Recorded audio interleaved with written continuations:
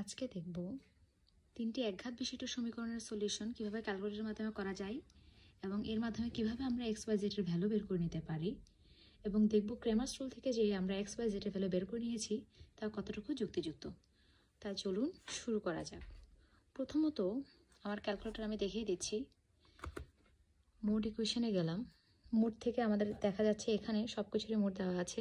So ইকুয়েশনের জন্য আপনাকে 5 প্রেস করতে হবে, তাহলে 5 প্রেস করলাম।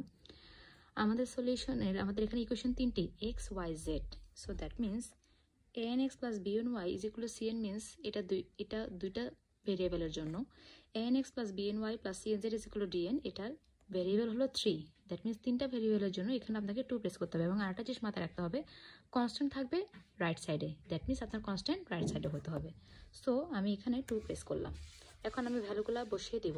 x এর ভ্যালু 2, y এর ভ্যালু 1, z -2, constant 10, 3, 2, 2z, 1, 5, 4, 3, 4 যদি বসিয়ে দিই, x এর ভ্যালু 1, y এর ভ্যালু 2, z এর ভ্যালু -3, তাহলে এবার দেখা যাক আমার ক্রেমার্স রুলের সলিউশনেও আমি x এর ভ্যালু তা পেয়েছি কিনা।